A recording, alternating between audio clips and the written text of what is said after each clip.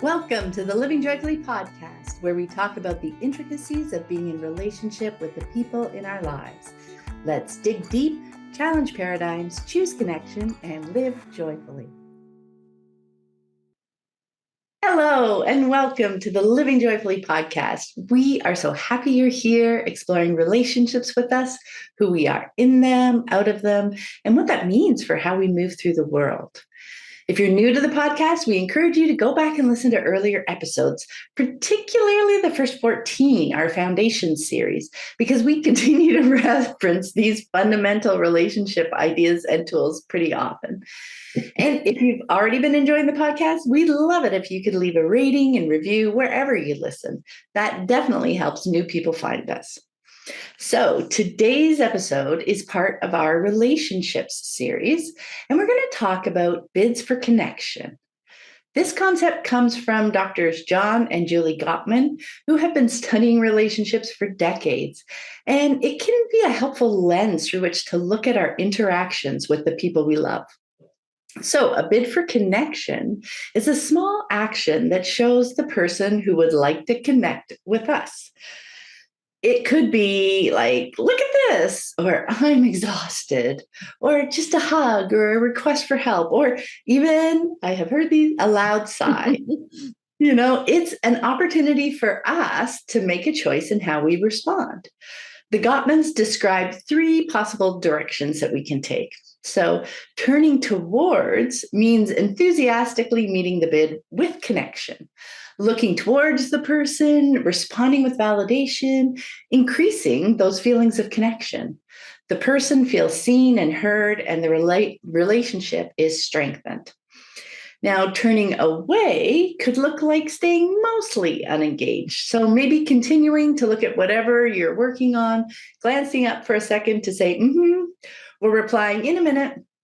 Sometimes it feels like that's the most we can do. But over time, this type of response often leads to disconnection in the relationship.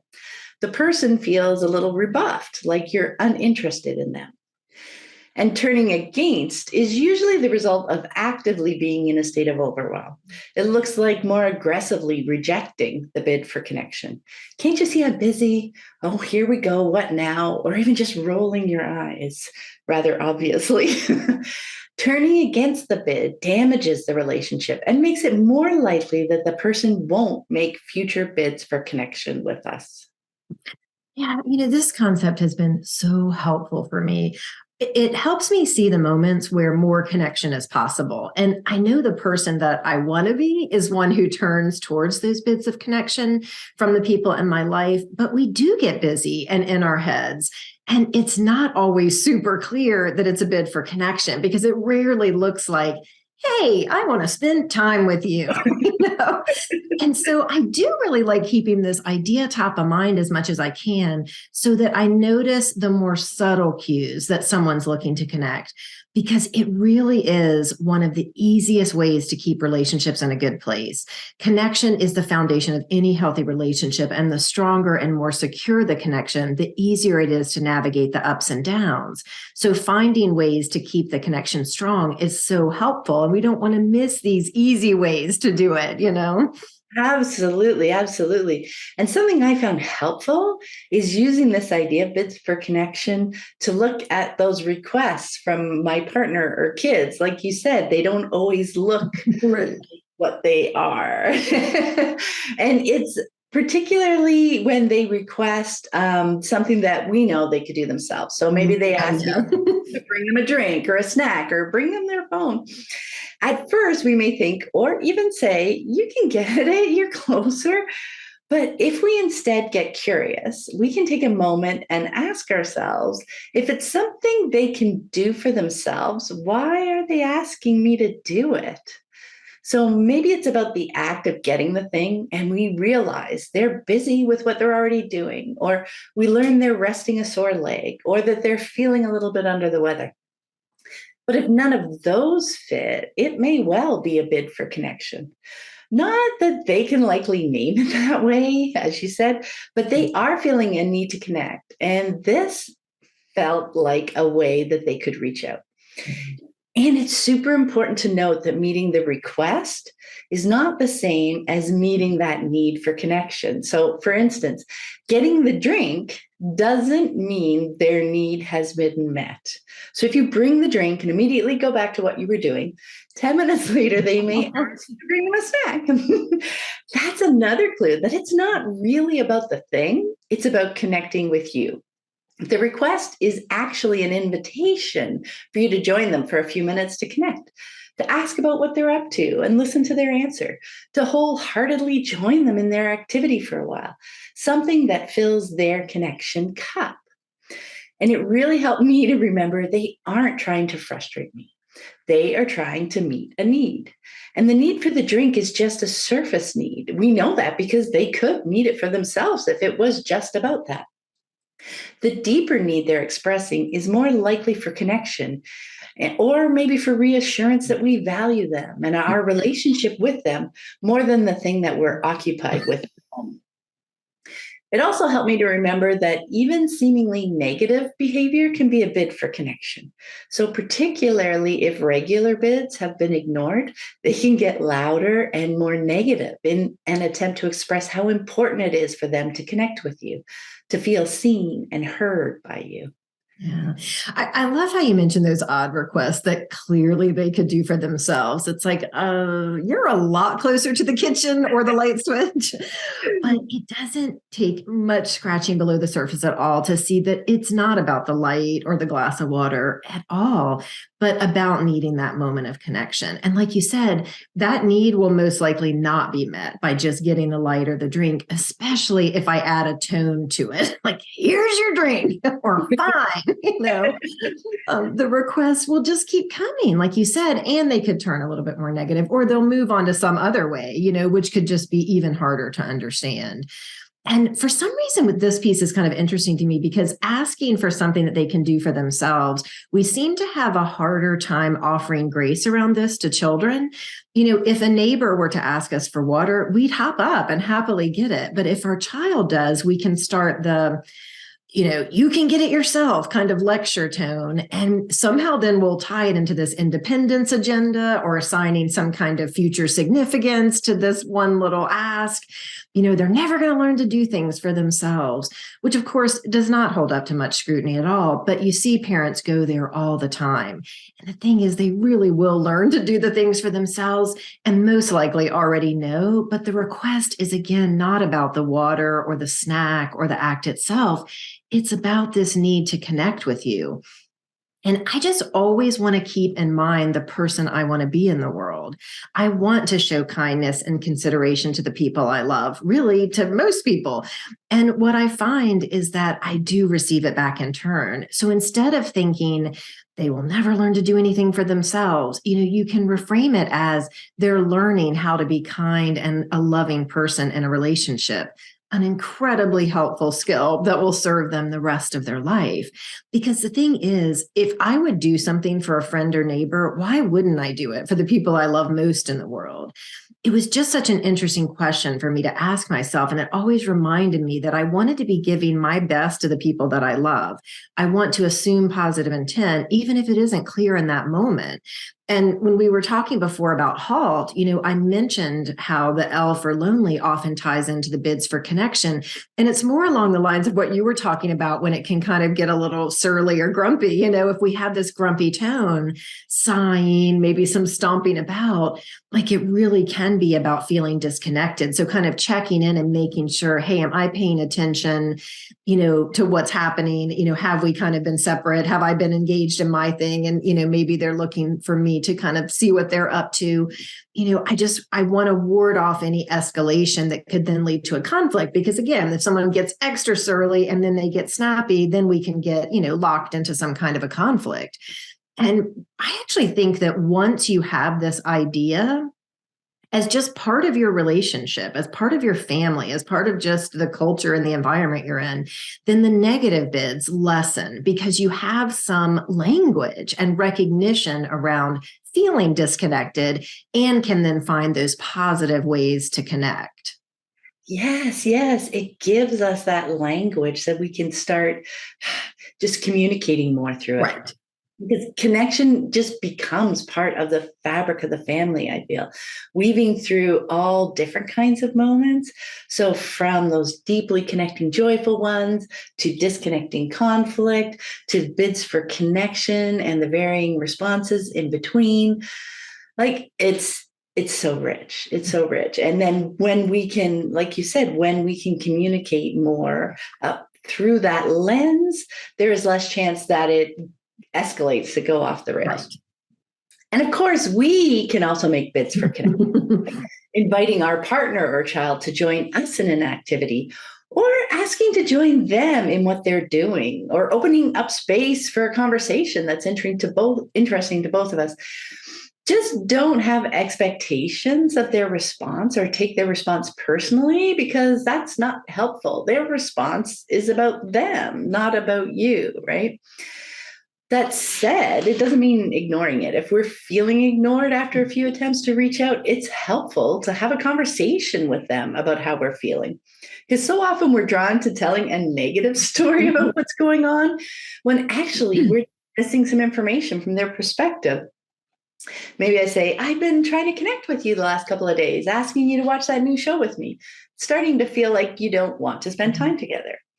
And their response may well be, oh, I just didn't want to watch that show. I heard it's boring. I didn't realize you were looking to connect. Would you like to go for a hike together on the weekend? Sure, or not. Or suggestions like this. It's an opening for a conversation, so we have the opportunity for everybody to share what things are looking and feeling like to us. And then we find a path forward together that is meeting all of our needs.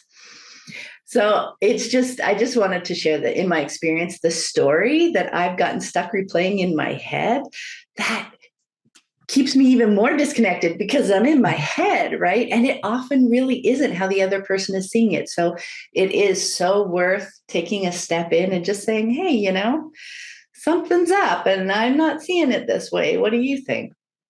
Right. I mean, the stories are so powerful and they so often derail us, being more clear on stating the needs instead of, jumping to a solution can help us to find the ways that feel better together. The need in this situation being to spend time together or to feel connected. The proposed solution was watching the show, but we know that there's all kinds of ways that we can reconnect. And so we don't want to tell a story around that.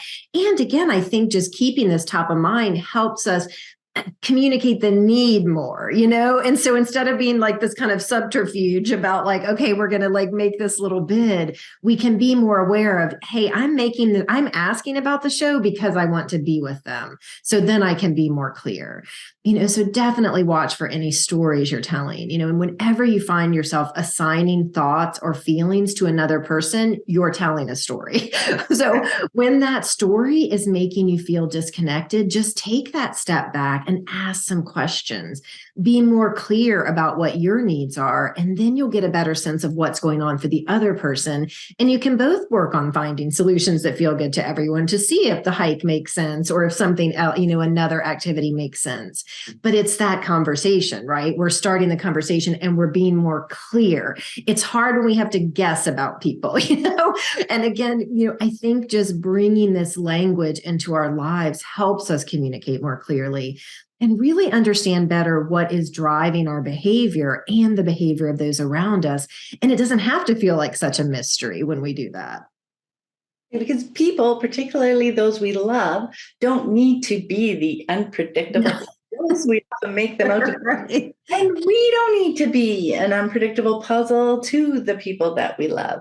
As relationships, connection, conversation, language, like just learning about each other is just so incredibly valuable. And these bids for connection, looking at things through this lens, I just found really helpful for me to just take the pulse of the relationship, right? So here are some questions around bids for connection to ponder this week. Number one, does looking back on the last week or so through the lens of bids for connection change how you see any of your interactions with your partner or children? It's just really interesting to use this lens and look in and see, maybe they meant this. Maybe they were thinking this. And now, this week, when your partner or child asks something of you, try to take that beat to consider the motivation behind the ask. Is it possible it's a bid for connection? And how might that change your response? Yeah. Number 3, have you found yourself turning against recent bids for connection? Are you feeling overwhelmed? What are some things you might do to help reduce your overwhelm? So, recognizing that we're turning against bids for connection isn't about beating ourselves up or, oh my gosh, you did something wrong. No, it's a wonderful clue that, oh, there might be something for me to look at. Am I feeling overwhelmed, right? Right. And I would say it's often assigned to the relationship, and it's often about the context. So like if you're, kind of rejecting bids for connection, you may just be like, I'm really struggling with this person. And they may be thinking they don't love me. They don't want to be with me, when really it is this overwhelm, it's stress at work. There's some kind of contextual pieces like we've talked about before. So just look at it as that clue, that little red flag of like, hey, I want to tune in a little bit more before this becomes a rupture in the relationship. Yes, because there is so much subtext that we're communicating with our actions, right? So recognizing that they may be seeing our actions or differently than what we're meaning by them. So again, language and communication is so helpful with that. And our last question, do you recognize some of your recent requests of others as bids for connection? Did they turn toward you? Are there ways you might tweak your bids to invite a more positive response? In that whole scale of like, because you know the other person, right? Coming out and explaining, I really want to connect with you, spend some time. Is that, a helpful way to approach it? Or the one thing that was really helpful to me was recognizing, what I really want is to connect with them. I don't really care how. Right. So that helped me get to a mindset where I'm happy to just sit by them and join them when they're doing their fun thing. I'm just going to soak in their presence and their joy, their laughter, whatever it is. And that's going to fill my cup. It doesn't need to be, I want to connect with this person and I want to do it through something that I love to do. So I want them to make it when we can put so much inside our relationship. We can, but I think that's that self-awareness piece too. And I think this is an important piece because it's about the clarity of the need, so like you were able to identify in that situation, hey, just being close by feels good. And just knowing what they're into and what they're laughing about, that feels great. And sometimes it might be, no, I kind of want to have a deep conversation, or I want to talk about this thing that's coming up or that just happened. But then we can be more clear. So then we're not kind of like sitting down with the expectation of this big conversation when maybe the child or your partner's involved in something, so again, that more clarity around what your needs are. And I feel like that's our responsibility, right? To understand our needs and to communicate them clearly. And so all of these things, and just looking through this lens of bid for connection over this next week, I think you'll see some of these pieces, and then you can kind of fine tune like, hey, am I being clear? And am I being open to what they're trying to communicate to me as well? Yes, which brings up just another. There's lots of pieces, but in something that I learned over the years, that clarity is just so incredibly valuable, because at first we can think, we love this person, they love me, they should understand me, they should know when I'm feeling a little left out, or that I'm feeling like I want to connect. Like they should sense through my body language or something, and they should make the effort. Right. No, that is a lot of expectations to put on someone. And can we really do that for everybody else? So being clear about our needs doesn't say that they don't love us that much or whatever. They don't understand us. They don't know us. Being clear is just so valuable, so that other people know where we are and can respond in ways that are helpful, because you know what? They love us too. And they also want to they're in relationship with us. It's not a one-way thing, right? But they need to know what's going on. Yeah. No, none of us are mind readers. And so, I love that point. Okay. Thank you so much, everyone, for listening. And we will see you next time. Bye. Take care. Thanks so much for listening. We really appreciate you being here with us as we explore ways to improve our relationships and understand ourselves better. You can find us on Instagram at Living Joyfully Podcast, and join us next week as we dig deep, challenge paradigms, choose connection, and live joyfully.